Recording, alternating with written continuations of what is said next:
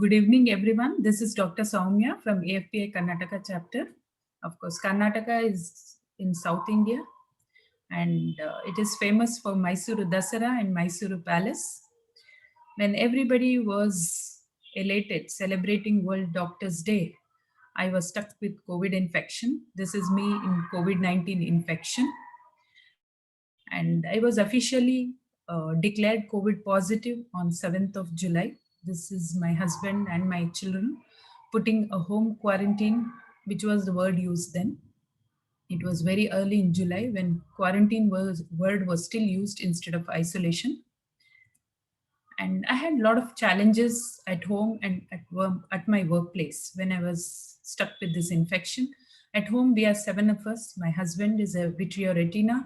He had three surgeries scheduled, which were emergency because it was an immediate opening of lockdown, and many had come with emergencies. Two of them were my relatives. My mother in law had fractured her right hand just a week back. My mother in law's sister was suffering with intraductal breast cancer. She was on third cycle of chemotherapy and she was little mentally subnormal. I had my father-in-law who was of course an IHD patient post PTCA but stable, and I had two wonderful kids at home, 13 years, my daughter back from her boarding school with her birthday just 1 week ahead, and my 9-year-old son, and her my daughter's birthday was just 7 days ahead when I was in home isolation. I started treating myself, of course, in consultation with some of my colleagues who were experts in treating COVID cases in UK, US, Chennai, and Mumbai. I only took symptomatic treatment with zinc, vitamin C, Montelic acid with fexofenadine because I had allergic bronchitis. And at the end of a week, I developed severe sinusitis when I took azithromycin along with steam inhalation. In hospital, I had a lot of challenges. Hospital was in Sampangi Ramnagar, a hot spot in Bengaluru, which itself even today is a hot spot in Karnataka. And in my hospital, there was only other senior physician, Dr. Radhakrishna.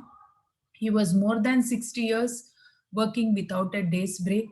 We had absolute shortage of staff with respect to doctors or ward assistants, and we had a lot of lab issues.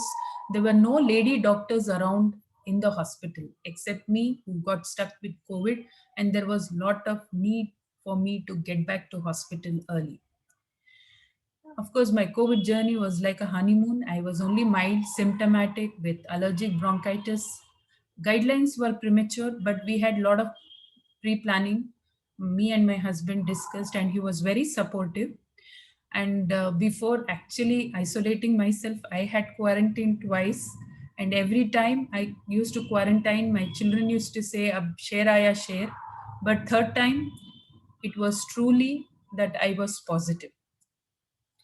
During this period, I made a YouTube video on the concept of home isolation, which was new to the public, which was well acknowledged. I had over 17,000 views. I practiced Carnatic music, which served as a lung physiotherapy. I also did pranayams 15 minutes twice a day. And I started my Surya Namaskar with one or two Surya Namaskars on day 12. Of course, I could get back to my full yoga regimen of 1 hour daily at the end of 1 month only. And I also wrote few articles on my COVID journey. And my smooth COVID journey is because of two of my gurus, my music guru Srimati Usha Arun and my yoga guru Sri Prahalad Kulkarni sir. And I also had a lot of positive reinforcement from few of my AFPI colleagues who sent their creative things and also made me and hear me do it. Back to work, the situation in Bangalore had worsened, and we started a 40-bedded COVID ward, and I was made HIC officer. We started managing many mild cases on home monitoring and few of the moderate cases as well. I was the first one to use remdesivir because situation demanded so in the hospital to one of my patient, and so far I have treated 8 patients with remdesivir. Thank God, all of them recovered well. I also treated a lot of my relatives, and we had a COVID room at home as well with strict regulations like no hugs to kids. And we established a fever clinic all we had to do was cost effective strategies, because ours is a semi charitable institute, and this is me with one of the COVID positive patient, of course with his permission. This is my OPD with some modifications back when I was back to hospital. And this is the other end, patient end.